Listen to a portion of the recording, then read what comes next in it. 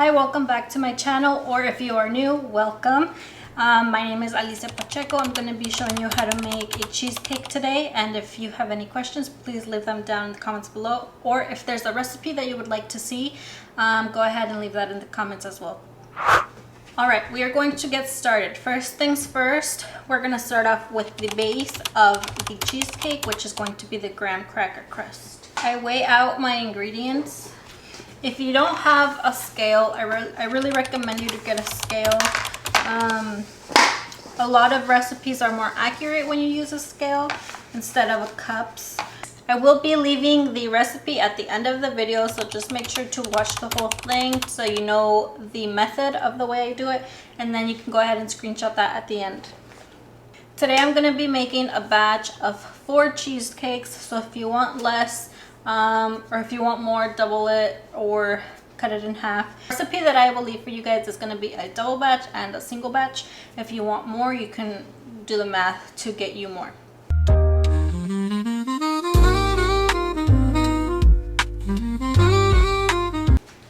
To our graham crackers, we're going to be adding some melted butter. So I'm just going to melt it down and then pour it into our graham cracker crust. If you're new to baking, or I don't know if this has happened to anybody else, but if you put butter in the microwave, it explodes sometimes. So just be careful, or if you hear like a big pop in your microwave while there's butter in there, that's why. Once we have our melted butter, we're going to pour it into the graham cracker crumbs and mix it in. And we just want this to be a nice grainy texture. Make sure to not burn yourself. Don't do it when the butter is too hot. This is the texture that you're looking for. It can, if you clump it, it can stay together in a little ball. And just make sure that there's no dry pieces of graham crackers. So I have my 4 pans right here. And these are all 9-inch pans. I bought these parchment papers from Amazon, and they already come pre-cut into 9-inch circles. So that's super helpful. If you don't, I would say make sure to use parchment paper, cut out a circle and put it at the bottom, or you could use butter so that it doesn't stick. Just because when you take it out, you don't want it to get stuck to the bottom of the pan or to the sides.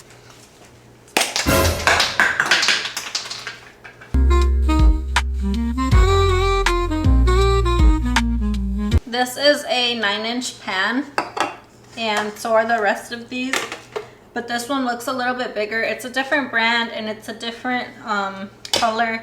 Everything's just a little bit different, but just make sure that you know what size it is, and that should work fine. All right, so once we have our pans ready, oiled, and with the sheet, the parchment sheet, we are ready to pour in our graham cracker crumbs. You could weigh it out if you want to be super specific, or you can just eyeball it and measure however you would like, but I do use a cup to measure. I do this and I like press it down a little bit and then take off the excess. So it's about 2 cups for each pan right here.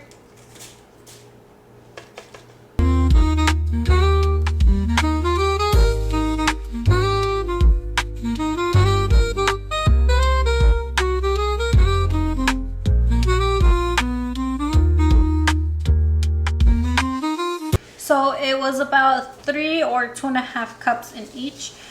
But right here, we're just going to be flattening it out with your hand and make sure it's a nice even layer of the graham cracker crust. So once this is ready, we're going to be baking it at 325 for 5 minutes.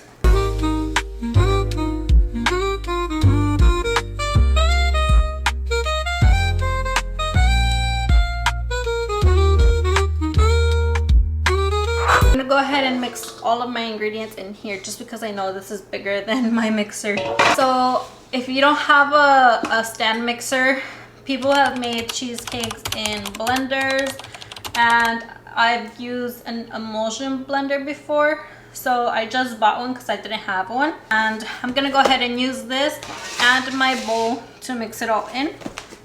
And if you don't have one of these, you can use a hand mixer or, like I said, the blender. In our bowl, I'm gonna go ahead and add in our sugar and our cream cheese first.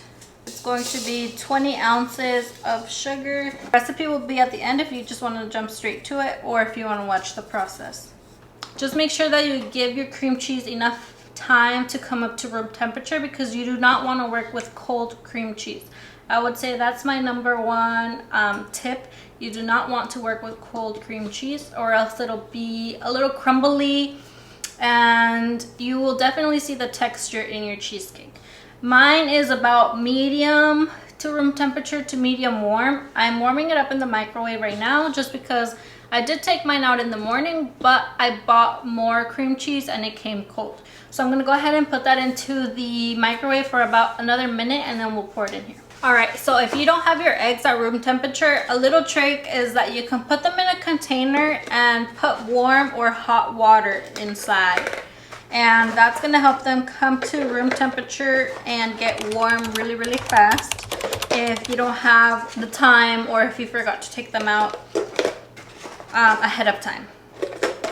So I put hot water in here from the sink. You don't want to boil them or anything, but it's just the hottest that that you can get from your sink. Go ahead and fill these cups up to the top of water, and then these will come to room temperature like within 10 minutes.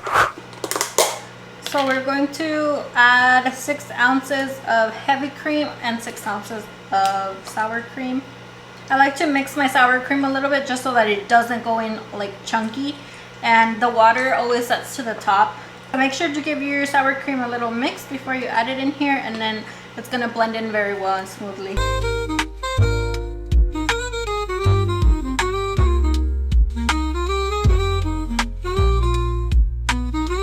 Next, we're gonna be adding in our vanilla and some salt. And then these salts, we can go ahead and pour it in with our sugar. All right, so now we're gonna go ahead and crack our warm eggs. You can take out the rest of this water, and they are room temperature now. You always want to crack your eggs into a separate container just so that you don't get eggshells into your final cheesecake. And that way it's easy to see if you got shells in the clear container. All right, so we're gonna be coming over here to this side now. I'm gonna plug in our emulsion blender. And we just have in our sugar, and I'm gonna add in the 3 pounds of cream cheese. So I'm gonna go ahead and mix in the sugar and the cream cheese.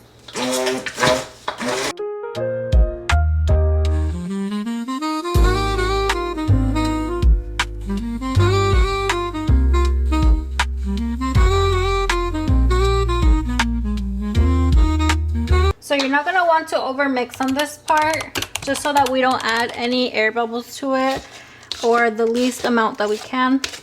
So I'm gonna go ahead and use my spatula and kind of deflate whatever air bubbles we put in there, as well as give that sugar a mixture and make sure it's well incorporated with the cream cheese.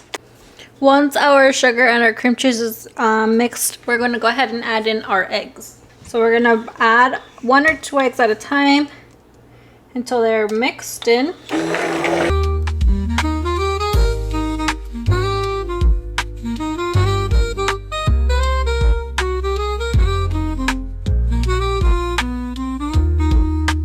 Once we add in our eggs, that's really where the texture changes and it all just comes together and gets super, super silky and smooth.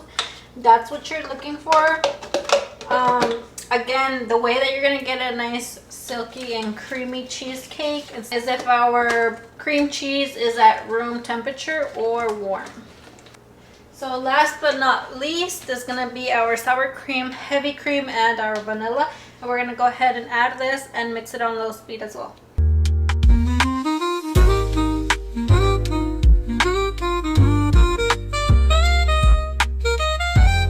So now that we're all done with our cheesecake batter, we're gonna go ahead and distribute this into 4 equal parts.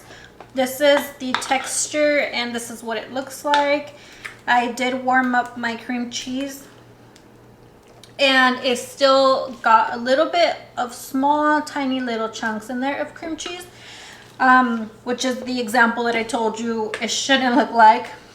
But sometimes if it's even colder, it'll be like super chunky, and at that point I would recommend you take out a little bit of the cream cheese and then warm it back up in the microwave, because it will bake chunky and the cream cheese is not going to melt in the oven. So yeah, this is what it looks like. Let's go ahead and distribute this into the 4 pans that we have prepped and start baking them. When you bake a cheesecake, it does need a water bath, so make sure to buy oven bags. I use the Reynolds Kitchen oven bags, and it just says it's like a turkey size. This is really important.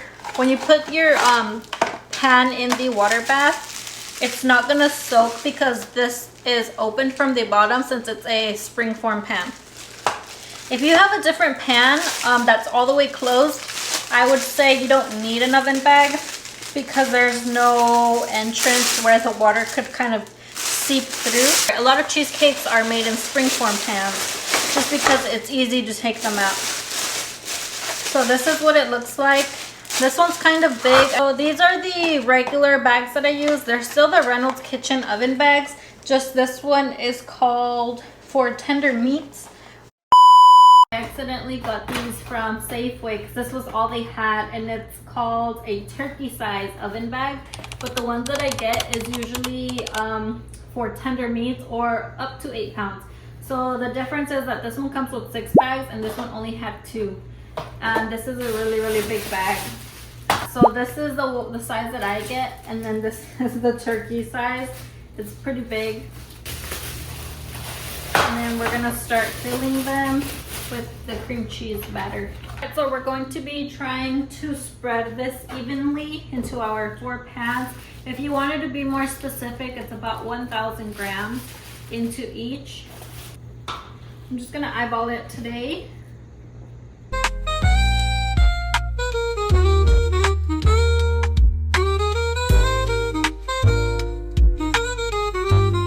You just want to tap out the excess bubbles that we did mix bubbles into there. So make sure. Just remember that I did say these need a water bath, and that's the reason why we put in our little oven bags, because we're using springform pans. So the way that I do it is sometimes only one of them fits into a pan that I have, but sometimes they both fit. So we'll see right now how they go in. I have right here a 14 by 19 inch rectangle pan, and I did say this mold right here was a little bit of a different size. Although it's a 9 inch, it might not fit very well, but I like to put 2 of them in here. Okay, so these 2 are the same size. I'll just bake these 3 first, and then I'll bake this one at the end. It's okay to leave it out at room temperature or until it's ready to bake. So I'm gonna go ahead and add water. We only want to add about 1/2 inch, and you do want to add hot water. You can boil it if you want, but I just get hot water straight from the sink. So my original recipe says you bake them for about 1 hour, but I find that at that point it's gonna get too dark from the edges or it'll start cracking. So start off with a 45-minute timer, and then you can go ahead and check it from there. So the temperature for the oven is at 325. You don't want it to be 350. That'll be too hot. The way that you find out that it's well done is that you jiggle it, and it should jiggle a little bit. You don't want it to be like moving too much, like when we move it right now. I don't know if you can see, but it moves everywhere. But you want it to jiggle like jello, just kind of like a nice little steady jiggle, and that's how you know it's ready. It doesn't have to be stiff, it doesn't have to be hard. It's not completely set yet, so that makes sense. Go ahead and pull it out, and it should be ready. So the cheesecakes are out now. This is a little bit set since I took it out, but as soon as I took it out, you shake it, and there should be the smallest little type of jiggle in the middle. And like I said, I took this out about 10 minutes ago, Or another tell is like if you look at the edges and it starts to separate, that means your cheesecake is done. And you don't want to over bake it or else it'll start cracking. This is the type, ignore my burnt oven, but this is the type of jiggle that I was saying we should look for. Just tap it. Wiggle, wiggle, wiggle. Wiggle, wiggle, wiggle. Very slight in that center, and that's how you know it's done. At this point, once they're out, I would say let them cool for about 15 or 20 minutes, and then you can go ahead and cover them and store them in the freezer until you're gonna use them. I did want to show you how I cut my cheesecakes. I have this, I got it from Amazon, and you could either cut it in 12 slices or 10 slices. And it's really helpful because it just scores it for you, rather than you like eyeballing it or cutting half or so on. I hope you guys enjoyed this video. I hope it was very helpful to you, or if you try this cheesecake recipe, go ahead and let me know how you like it. Wiggle, wiggle, wiggle. Wiggle, wiggle, wiggle.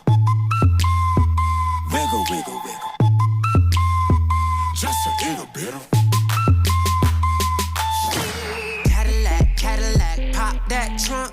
Let's take a shot, alley-oop that don't. Tired of working at 9 to 5. Well, baby, let me come and change your life. Hot damn it.